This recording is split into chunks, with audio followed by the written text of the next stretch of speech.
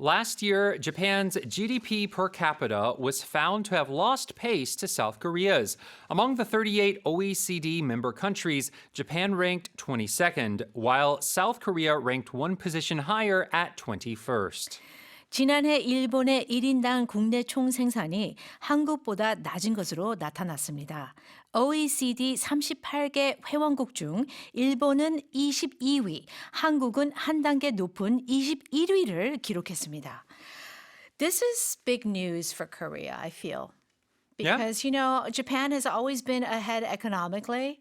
And for us to, have a kind of higher position, I think it's quite meaningful. Well, this is the first time in a while, according to the Nikkei, it's been since 1980 that this has happened, where the per capita GDP, this is not the total GDP. Of course, Japan has a much higher population than Korea. So you have to divide it up by each person, and that number is higher in Korea. 그러니까 per capita is really actually saying per person. Yes. Right? 그러니까 1인당 GDP. Yes. 네. So there's a difference here. Right. Okay. So this per capita, capita is spelled C-A-P-I-T-A. This is kind of a special term. You'll see it in science or economics, and it does mean per person. Okay, per person. You'll see it very often, like cost per capita. Right. Things like that. Okay. Yeah. Okay, so tell us, how did we get here? How did this happen? Working hard. 열심히 Yes. 일했죠. 그렇죠. 안 쉬고. 안 쉬고 네, 열심히 일했으니까 이렇게 된 건데요. 네. To give some numbers, these are numbers actually from 2023. So these are last year's numbers. Okay. Of course, 2024 has not ended. Okay. So we don't know the official right. So if you're looking at last year's number, Japan's GDP was 49 million, a little over 49 million. So a little over 4,900만 원 정도.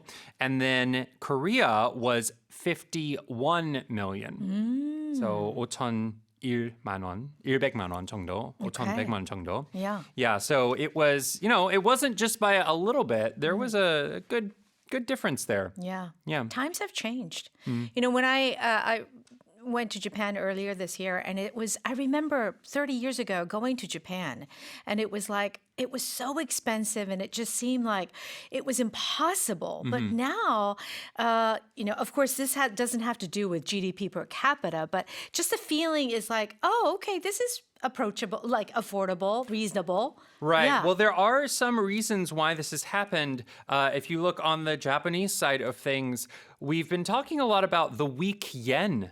So we talked recently about how many Koreans went to Japan to travel. Right. A lot of that was from the Yeah. weak yen, right? So the Right. exchange rate is very favorable to going from Korean won to yen, That's right? That's right. So the weak yen is one thing. Also, the aging population of Japan, I believe it started a little sooner in Japan than it did in Korea as far as the population getting older. Right. So those are two main factors they said that caused this to happen. Okay, very interesting. Okay, so GDP per capita, and GDP stands for gross domestic product. Yes. And per capita is basically per person. So just here quickly, losing pace. So Japan's GDP per capita was found to have lost pace to South Korea, which is another way of saying what? It fell behind. It could not match the speed. So in Korean, you might use something like 뒤떨어지다 or 뒤처지다, 그렇죠. 처지다, 뒤처지다. So just falling a little bit behind. Yeah. Not a lot Yeah. in this case, but enough to be important for Yeah. the statistics. So when you hear that word pace, think of speed. Yes. Okay, very good. Let me read that again. Last year, Japan's GDP per capita was found to have lost pace to South Korea's. Among the 38 OECD member countries, Japan ranked 22nd, while South Korea ranked one position higher at 21st.